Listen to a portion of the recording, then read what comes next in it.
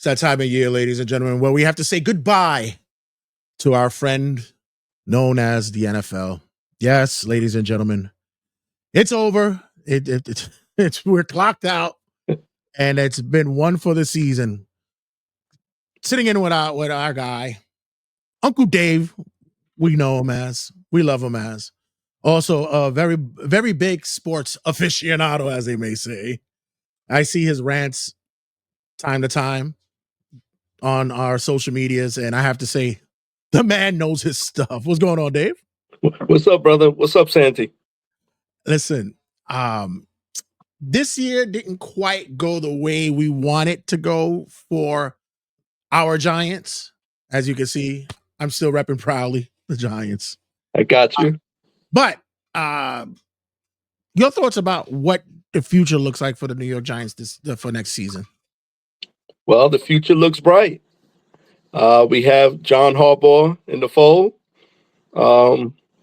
which brings us a lot of hope, a lot of experience, and hopefully some wins. Because as we know as Giant fans, they're few and far in between.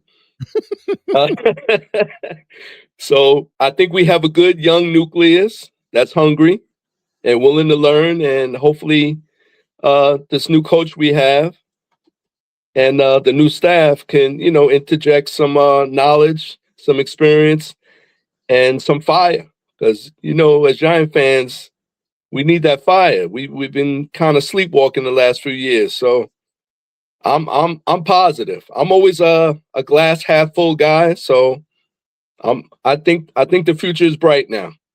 Looking forward to it. I'm more on.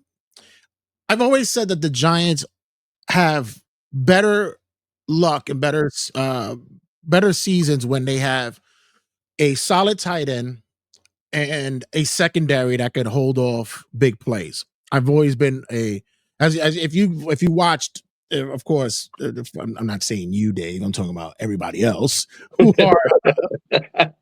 If you watched for the most part, the Super Bowl winning seasons that the Giants have had, they've always seemed to have that core. Now that we have a spark in the running game, we have a quarterback that is exciting. We're could be a bit trepidatious when we're watching him. We might want to get our blood pressure medication ready. Right. But I thought that bringing in Harbaugh, that whole mechanic works for Jackson Dart, and I believe that there's just maybe three key components that needs to be added to the team. What's your look at what should be added to the roster that helps us? Maybe we could find it in the draft. Well, definitely a tight end, like you mentioned. Our G-Man has always had, a serviceable tight end. That'll make it easier for Dart. Maybe that other receiver to go along with Neighbors. We could use that. And I believe we need an aggressive, defensive coordinator, because I believe we have the pieces and they're hungry and they're ready to be led, in the right direction. Harbaugh has already thrown down the gauntlet. He's after the Eagles. So he's made that known. He wants to beat the Eagles. So we all do as Giant fans. So, let's hope for the best. We got to kill that tush push. We got to get. Yes, we do. I'm hoping that this could be a progressive year. I'm not looking for a team that's going to be Super Bowl bound. I want a competitive team. I want a team that's able to stay in games. To look at. I mean, honestly, we've seen what the Cowboys look like this past year. It's every year it's the same. Right. I can't even pick on Cowboys fans anymore because I'm almost feeling bad for them these past few years. The Philly fans are becoming a little bit more annoying than anything else, and as well as they should. They've had success in recent years and such, so that's fine. But I think I just want the Giants to look competitive. What team this past year shocked you most in the NFL? Well, on a positive side, the Seahawks really came on strong. I didn't expect them to be, and turn out to be, not only playoff team, but a Super Bowl champion. On the positive side, on the negative side, the Ravens and the Bills, I believe they disappointed us. I mean, we were expecting them, to fight for a Super Bowl berth. And as we know, the Chiefs, they've been up there the past few years, so it's kind of surprising that they didn't even make the playoffs. So those are probably my major, surprises from this past season. I was pleasantly surprised with the Seahawks. Quietly, I had been not a fan, but I did follow them even when they were in the AFC. I was that Warren Moon, Kurt Warner, Steve Largent kind of Seahawk watcher. Like I've always thought that, the colors, just the way that they played, I was a fan of watching that. And that was like my AFC team before they came over. And then to see what happened this year, Kenneth Walker was like a standout in the backfield. I thought that the way, especially in the Super Bowl, how he played very, it was almost video game like. There was that one play where he just stopped in the middle of a play and just looked at what openings were coming and attacked the hole. And I was like, wow, that's old school kind of running, very Barry Sanders like to me. The Ravens, yeah. But it goes to show you with teams like the Ravens, the Bills, and especially with Kansas City, if your quarterback is not there, you're going to have a problem. And I felt bad for Josh Allen. What was your thoughts? What occurred? What happened with the Bills that game? Well, Josh Allen, he had a bad game. I mean, I felt bad for him too. My initial Super Bowl pick was the Bills and the Lions. So when that happened to Josh, I mean, he really played bad, and it's sorry that the head coach suffered for it, but got to put it on Josh. Got to really put it on Josh, and I was really disappointed in how he performed in that game because they should have won that game. They had every opportunity. Yeah, you had 3 crucial turnovers. Yes, but at the same time, guy's been he was banged up most of the season. yes, They're talking about 3 key injuries that that limited him, but yet he was able to gut it out. But when you get to a point in time, especially when you're playing with a young upstart team like the Patriots, which by the way was my surprise team this year, I was okay, pleasantly surprised to see how they were able to put it together. Didn't think that May was going to go into the Super Bowl Tom Brady like. right, I wasn't right, expecting that. But he did play gritty. They formulated an offense for him that worked and got them to where they needed to get to. And yeah, I believe this schedule helped to cushion that win-loss record as well. Um, I'm more into looking at teams that should have flourished more during the season. I actually, like you mentioned, Baltimore. Uh, Lamar, man, Lamar, it goes to prove that without him, that team can't make it. right. And I think Harbaugh, he kind of wore out his welcome there. Hmm. They say sometimes a coach, um, whatever they bring to the table, it gets kind of stale, and that I think that could have happened in Baltimore. But until Lamar does it, I don't know. I just don't see him as a winner. It's like he's had opportunity after opportunity. You could say the same for Josh Allen. It's like they can't seem to get there, and their windows are closing. They really are. Yeah, I was gonna say this. I was gonna mention they're still young, but with today's NFL, it's it's not the same. No, It's not. Although they are protected, the game isn't revolved around a pocket quarterback anymore. We got Josh who loves to run. Lamar is his game plan is to run. That's his scheme and such. But when you get to the the crux of it all. That window of being a 31, 32-year-old elite quarterback could, it could diminish because of how much wear and tear your body takes. Yes. The league is year by year. And you definitely have to have a mobile quarterback, like you mentioned. That is the game. The quarterback sometimes has to keep the chains moving. And it's year to year. It's year to year. The Seahawks, next year, of course, they're going to try to repeat, but it's so hard to have a dynasty now because it's so much turnover with the personnel. Look at the coaching. Used to have a coach for years, and now even that's a tremendous turnover from year to year. So you have to, if you can get an opportunity to win that Super Bowl, you have to win it. I think when we speak coaching this past year, we saw that teams, organizations are going to start moving away from the legends, the elder statesmen, Yes. those, and they're looking to go younger, faster when it comes to the ability to call a play, and coaching that is more streamlined for fast pace. Yes. You know, um, you got, Mike Vrabel is a pro for years. I mean, he was in the NFL for many years, and he's an elder statesman as well.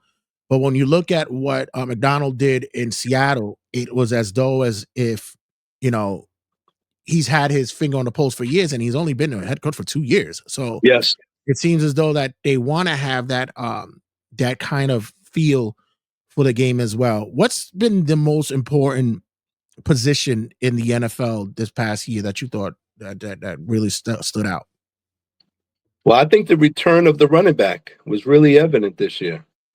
Uh, as we know, in the past few years, they were trying to eliminate the running back. But I think it was very, very important. And every team that made the playoffs, they had a proven running game. So it was good for me to see because I'm old school. So I like having a running back in the fold. I like having a running back, move the chains, be explosive, and set up the passing game. So that was what was telling to me. That was good to see. Yeah, I'm a classic back myself. Back in my day when I was in the backfield, I made sure that I moved them chains and was able to keep the defense on their edge and such. Right. Back in my creator player days and Madden and And such. Santi, when that weather gets cold, you need that running game. Listen, it gets to a point to where regardless of how you wanted to move away, because the flash and the flare goes from the QBs to the receivers and such, that ground and pound game, especially when in the elements like you mentioned, could be a key benefactor in games, man. I mean, we saw it when you're playing in games like in Buffalo and you're in Denver and such like that, and those weathers could kick the weathers could kick in.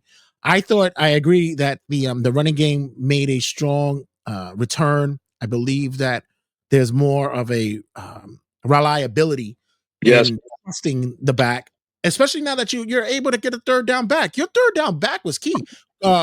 Quintessential was and with the Rams game, the Rams had two running backs that were, I mean, I have to say, because he's my Michigan guy. Blake Corum was a great third down back for them, especially in a red zone. He did an exceptional job there. How important is that second running back, that third down back? Very, very important. Sets the tone, and it creates balance within the offense. So very, very important.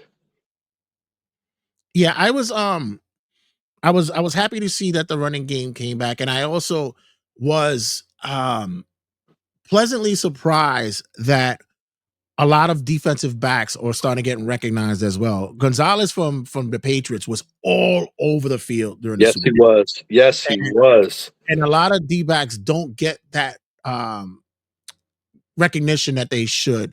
As secondaries are, they're out there and they're basically having to do a dance with these elite wide receivers. Is it fair to say that the secondary is also becoming a fair key factor to games as well? Yes, that's a tremendous factor. And if you look in the draft, they try to draft, defensive backs that can play multiple positions, not just the cornerback, but can also slide over and play safety if need be.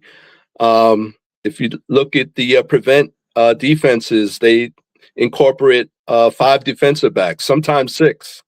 They also have to be able to, blitz if needed and make tackles if needed. So, yes, the defensive back is really expanded as well.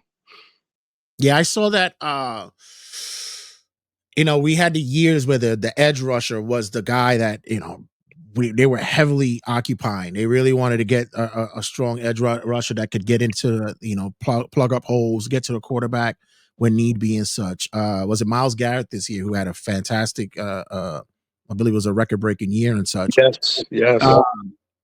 But I really believe that nowadays we're looking at a heavily scouted defensive back situation because, Yes. like you said, they're if you're that fast, if you could get to the quarterback right off, if you're 6-7 yards off the line and you're able to get to the quarterback quick, or even just plug up a hole, it's a key benefactor. Long are the days of Dion not tackling anybody, just pulling people to the Right, side. just covering half of the field. Right.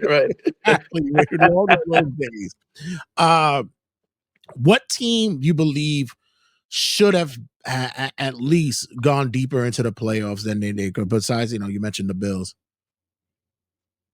Well, the Ravens, definitely. Well, my pick was the Rams. I had the Rams winning the whole thing. So when they lost to the Seahawks, I was very disappointed. Trying to think who else underachieved. I really believe the Broncos would have won that game if the quarterback didn't break his ankle. I Yeah. believe that paved the way for the Patriots. But that's probably the most disappointing. I would have to say the Rams. I really had them going to the Super Bowl. To this day, I think they were the best team this past year. I really believe that. Bo Nix breaking his ankle was just heartbreaking, and that team, Denver, it's one of those teams that just out of nowhere became the strongest defensive team in the league. Like it's Yes. just they Yes. they rode high and mighty with that defense. Our Giants played some tough games against them. I Yes, mean, we did. Yes, we did. But I got to give it to Bo Nix. That kid played with heart. He finished off the game, and you could tell how disappointed he was at the end of that game, and knowing that he was not going to be able to play in that AFC Championship. It was a tough grind for them to try to muscle out. The one team, and you mentioned earlier that every year I keep saying, this team has it. Why are they not winning? Is the Detroit Lions? Oh, yes. Yes. Time. I'm like, why? Why are we having these so much issues? And it's always in the second half of the season that you see them struggle. Santy, I think their window is closing. I mean, that one year when they made it to the NFC Championship game and they came up short because I felt they were a little bit too aggressive. Instead of taking the points and then winning it in overtime, they went for it, came up short because I think they were thinking, well, next year will be our year or the year after that. But as you can see, injuries come into play, personnel changes come into play, and I'm starting to believe their window may have closed. You mentioned inability to capture points. We saw in the playoffs that there was a lot of missed opportunities to get field goals here. Yes, every point counts, and you saw coaches going maybe a little bit too aggressive. And I think a lot of times they get in their own head, and maybe that has to do with the youth thought, that mentality of like we got to win it all right then and there, as opposed to hey, every point counts. Do you think this is going to be a growing trend in the NFL coming in next season? I hope not, but the Rams really disappointed me with that call to go for it. They had plenty of time left. They could have kicked the field goal, then hope their defense would have stopped them, and then they could have gotten the ball back and win the game with a field goal. And I really like Coach McVay, but I really felt he made a bad decision on that, as well as Peyton with the Broncos. I mean, take the points. Take the points. You have Stenham as your quarterback, so you have to take the points, all the points you can get. That gives him confidence, and it gives the rest of the team confidence. They could have been up 10-0 if they had just taken the points. Yeah. And then, although the kicking game was not pleasurable for them that day. No, it was not. But, the weather was a factor there Right. at the same time. But yeah, whatever opportunity you have to put points on the board, put points on the board. Points up on the board, right. And then you worry about the rest later. Yes. Yeah, I don't want to be a conspiracy theorist or whatever, but it to me, I think that you do have to think in the back of your head that the gambling pool is now opening up way too many opportunities to have issues and such. Has it been now that maybe organizations and teams are starting to look a little bit too much at what lines are being put on and such? I agree. I believe it really is hurting the game. Santy, you remember a time you could not bet anything legally as far as football, sports, or what have you. But the floodgates have now opened, and it's so much money. It taints the game. I mean, and I'm an old school guy. I just like to watch the game and enjoy the game and feel it's legit and feel it's fair. But there's so much money involved. We don't know what's real and what's not. Yeah, and you would have never thought in any time of life that Vegas would have teams. Like exactly. You wanted to stay away from Vegas. Nobody, organizations, presidents of teams and such, they didn't want to go anywhere near Vegas because of the corruption and such. Now, we're looking at the expansion of the NBA possibly getting a team there. The MLB, the Athletics are going to be moving to Vegas and such. So now it's blatant now what they're trying to do. It is blatant. And I remember back when Al Davis wanted to have a team in Vegas, and Tagliabue, he said it would never happen. And now here we are. Yeah, it's a different era than what we're living in now. Money really across the board is just making all these moves, and it's kind of, I don't want to say that it's going to pull me away from it because I'm a die. And if football has always been my number one sport. Mine too. Yeah, football will always be my number one. Yes. And I'm enjoying the innovations, the ability to make changes. I thought the usage of the kickoff, how it was aligned this year, it was I thought that it's safe, but at the same time got coaches to now find ways to draw plays and such for the kickoffs and such.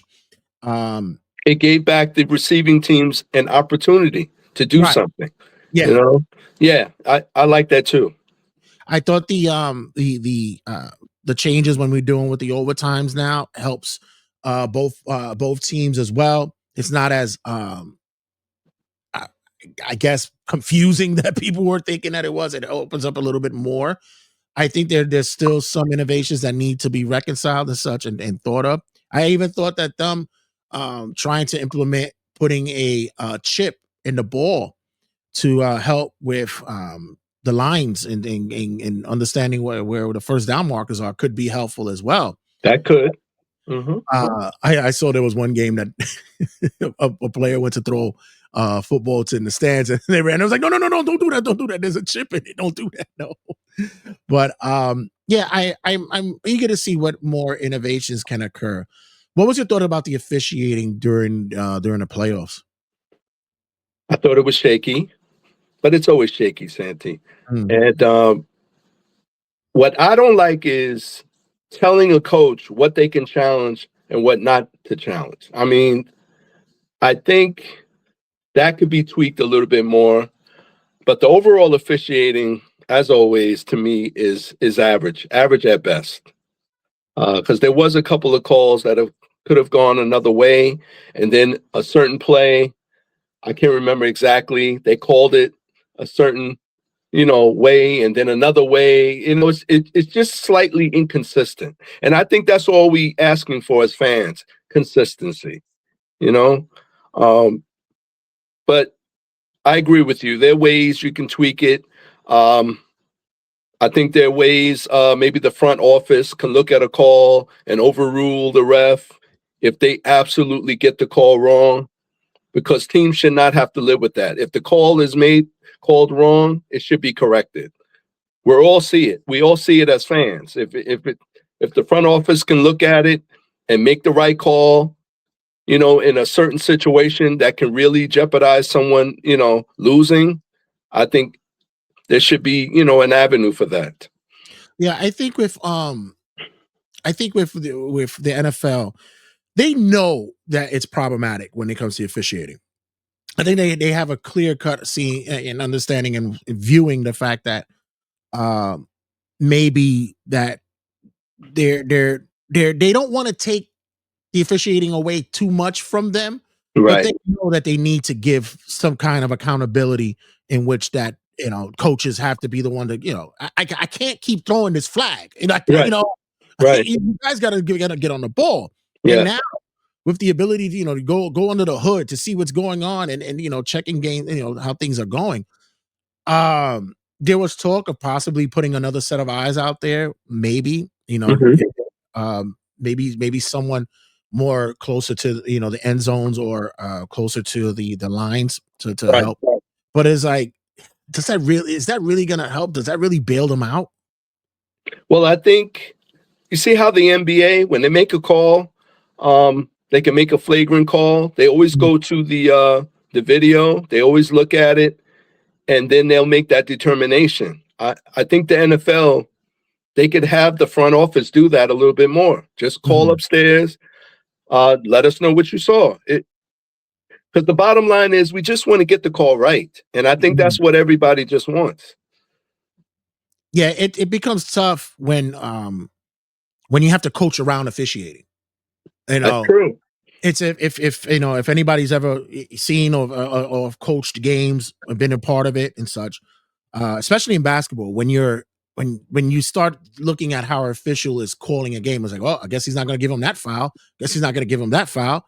Now you got to coach around that shit. Absolutely. Now you can't tell the player, yo, you can't go to the rack because he's not going to give you the foul. He's not going to give you the call. Exactly. Yeah. So now if with football, there's always been saying every play is a holding. You're going to get a holding. Yes, Santy. Yes. It's all about the egregiousness of it now. But now I thought they were a little bit more lenient with incidental contact with the quarterbacks this year. I thought they were a little bit more lenient with the incidental contacts with the roughing the kickers and such. But with that being said, you're blowing key plays down the field. I mean, if there's blatant pass interferences, blow the whistle. If there's contact that shouldn't be happening off the line after the 5, I mean, let it be known. Yes. Yeah, I think the officiating, there's a lot of work to be done there. I agree. For the 2026-2027 season, what teams do you think are going to be able to bounce back and make it into playoff contention? Well, I think the Lions, I think if they can, come back healthy, come back strong, I think they can make a run. I do believe the Bills could have a good coach where hopefully, they can make the playoffs. Santy, I'm not just saying this, but I have a feeling our team could be a surprise. Could be a surprise. And that's all I'm going to say. I just have a feeling. Yeah.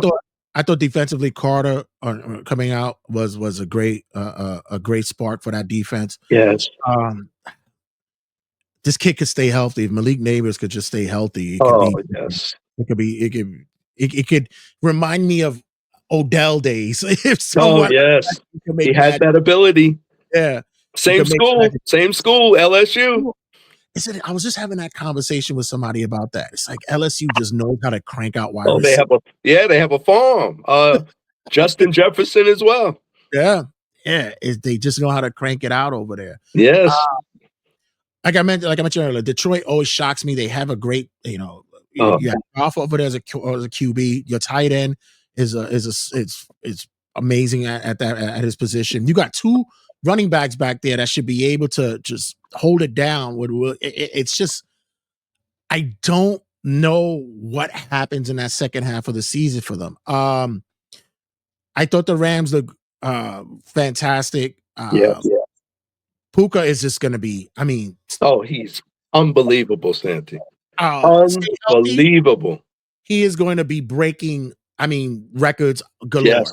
Yeah, Yes. galore. I think that teams that you want to see possibly on the peripheral. I think that with a move here and there, uh, possibly. What's your take on Shador possibly going to, maybe getting a look maybe to the Raiders and such? I I think it's possible. I believe for whatever reason, as we know, there was shackles on him. I don't know if it was because of his father but he's really talented. Um, I wanted to draft him as a Giant fan, but I also was happy with Jackson Dart. But I believe Shador he's gonna do well. He's too talented not to, and I think he just needs a chance. And let's hope for the best. Yeah, I most likely it's gonna be. I want to see if the Raiders actually pull it off and take that kid Mendoza, have a Mexican quarterback and as a Raider. That place is gonna lose their shit, bro. Like, it's Yeah, gonna be ridiculous. I believe they're gonna pick him. I Yeah. do. I and I think he's gonna do well. He just needs time. I hope they don't just throw him out to the wolves. Just let him develop. But I believe he's gonna do well. Yeah, I think with systems that work for people is what we saw. Was a benefactor for teams and quarterbacks and such. We saw with Sam Donald. The Jets had him, and it was like they had like a possibility that he can do something. Yes. And he bounced around. Finally got to Minnesota. Had a 14-win season over there. Left over there, and then became a Super Bowl champ. Like, Yes. whatever. We got to get a system that works for said quarterback, not what the quarterback changes for the system around him. And I think that's what needs to be done. Is there a possibility that Mahomes comes back as the quarterback of years past? I believe he has a chance to because he has the ability, and I believe he has the fire in the belly. I think he's going to expect nothing less. So I wouldn't be surprised if he comes back just like he left. Mm. Now, the rest of the team, I believe they have to swallow hard and move on and rebuild that team instead of keep trying to, go with the old pieces. Yeah. It's time to move on. Yeah, there's some teams that just seems to be like stuck in the same rut. The Yes. Jets seem to be that same. Yes. The always seem to be that kind of. I was shocked, but not shocked that the Steelers are they're now changing their head coach. It's gonna be it's gonna be, McCarthy. yeah, it's gonna be interesting what's gonna happen there with Pittsburgh. Pittsburgh is another team that shocked me this season. I was pretty much I didn't think that they would actually be somewhat contenders, but is once again, you get an Aaron Rodgers that when he wants to play, he's gonna give you a fucking game. Yes, he is. When Yes, he he is. on ayahuasca, whatever the fuck he takes, you're gonna get the shit from him. But I thought their running game kept them in plays as well as their defense, which they always do. But Right. they're another team that puttered out for me. Is Miami a dead team? Are they is it over for them? I believe it is. I believe Tua. You've gotten the most out of Tua. I believe it's time to move on. I believe they have a new head coach. But I think it's time to rebuild. I think the same goes with the Steelers, like you mentioned. It's time to move on. It's time to move on. Why you keep trying to go with what's not working? I mean, you just go year after year after year. I mean, it's time to move on. It's time to change, and maybe McCarthy, with another quarterback and then different personnel, he can turn things around in Pittsburgh. But I just think more of the same is not going to work. Yeah, I've to give credit to where credit's due. Tomlin did. I mean, he had phenomenal years there, and he went. I believe it's what 19. It's I forget how many years it was that he went and to have successful careers like Yes. one win season. Yes. You putter out playoff time, and that's not Tomlin-esque. No, it's not. And he's still a young man. I mean, he's only 52, 53 years old. So, he's still and he won't be able to coach, I don't believe, until 2027. Right. Right. I agree. If he does want to come back. Right. And and it happens to a lot of coaches as well that they end up, sitting down and then they'll just go like, you know what? Maybe I don't want to coach anymore. Maybe being in front of the camera is what's for me. Yes. I believe he needs to take a year off. Become stress-free, think about what he wants to do. And I believe hopefully if he wants to get back into it, it'll be the right team. And I think he's done well in Pittsburgh.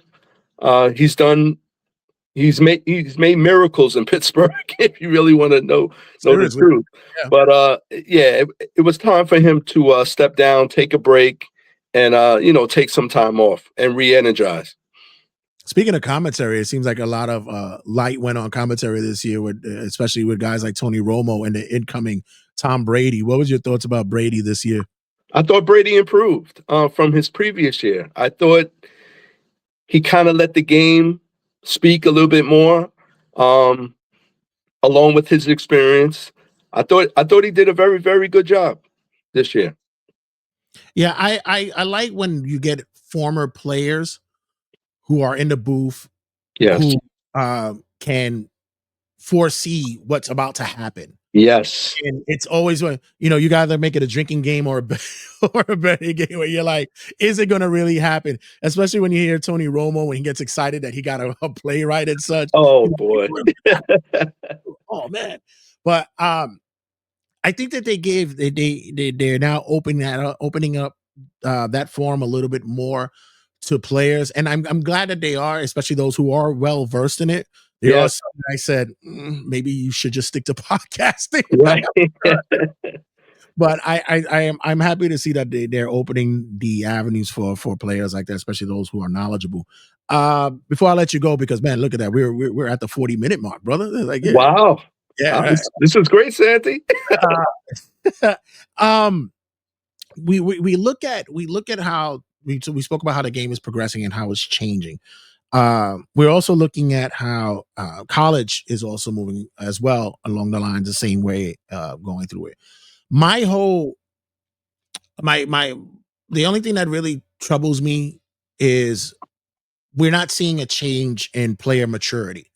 And I think that a lot of times there needs to be some kind of mentoring program when you get a college player going into the NFL and such. And although they have said that they had some kind of initiative in play, it's not long enough.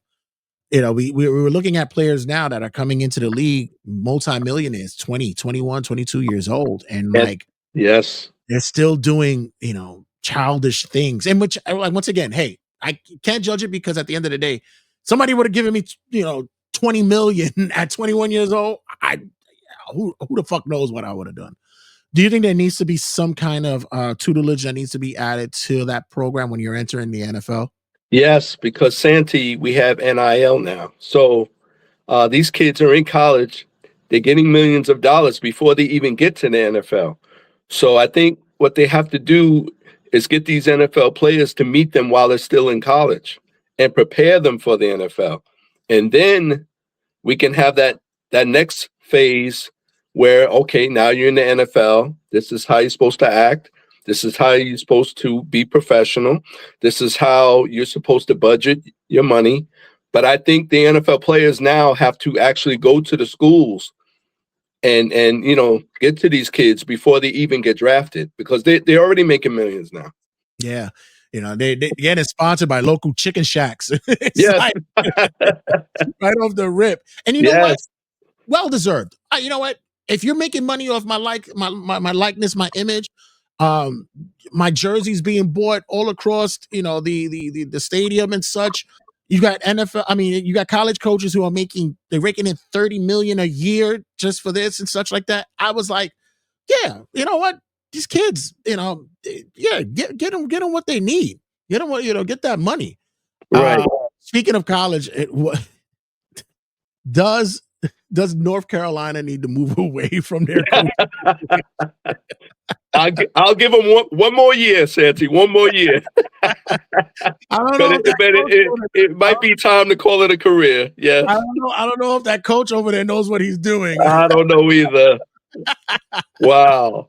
Was it shocking that he and Kraft didn't get into the NFL Hall of Fame this year? I think I was somewhat not surprised. Now, the surprising is, will Tom Brady get in on the first ballot? I think so. You think so? Yeah, I think so. I believe he would. I mean, you could be bitter, but you can't be that fucking bitter. I mean, let's the man, and mind you, once again, I'm a Michigan guy, so I'm gonna go. Okay. You're a Michigan guy. Okay. Big Michigan fan. So all right. We had a fucked up season this year, but last year, all right. So I have to say that they have to give it to him. It'll be blatant disrespect to say no. My question is, does Eli get in?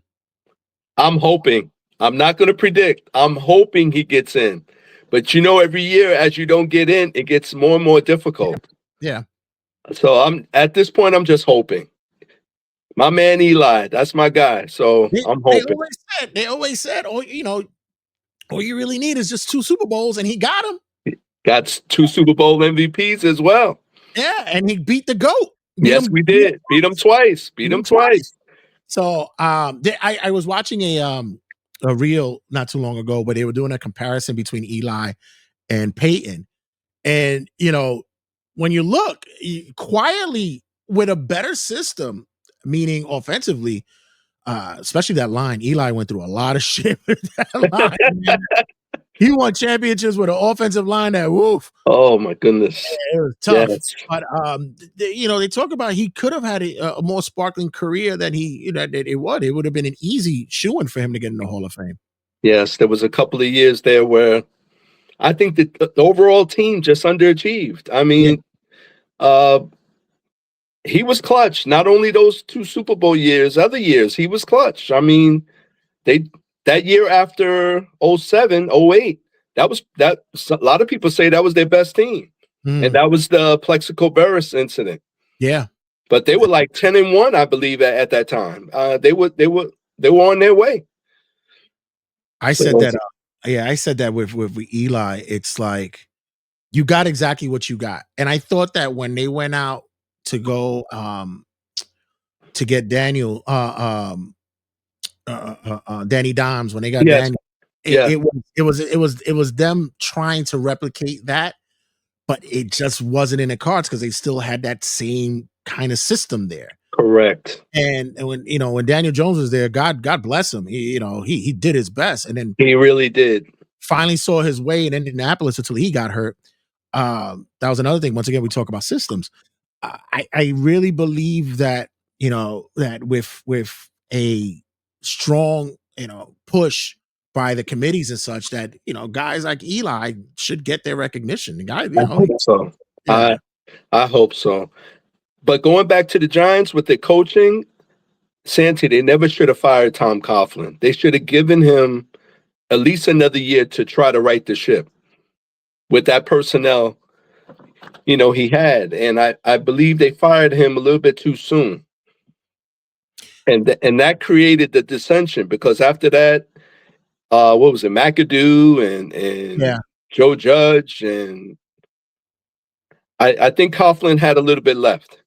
I think what happened was that they were waiting for the king to step down to find a new person to head the throne. Right. And yeah, I thought it was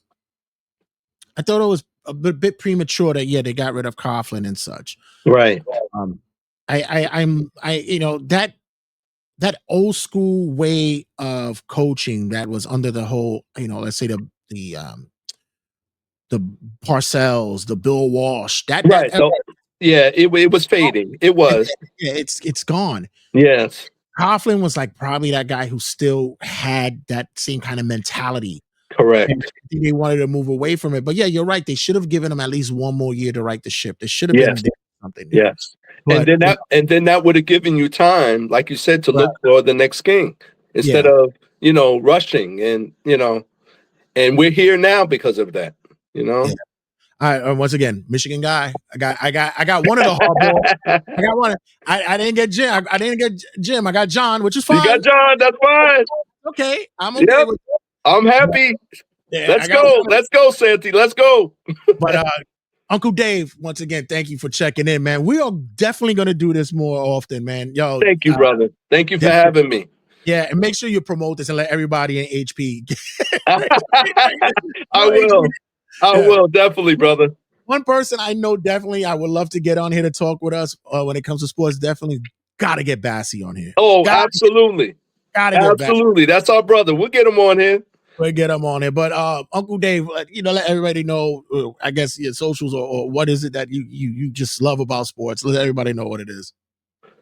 What I love about it is just the passion, the competitiveness, and it's just the love of the game.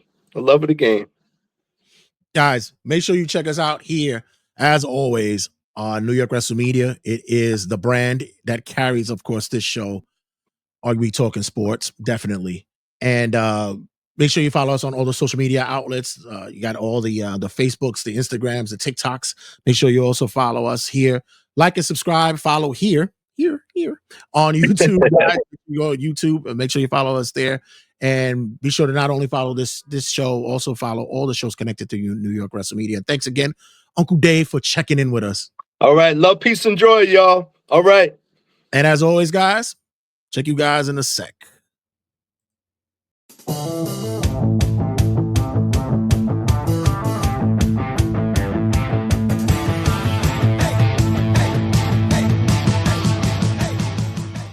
Sit, turn type, sit. Good boy.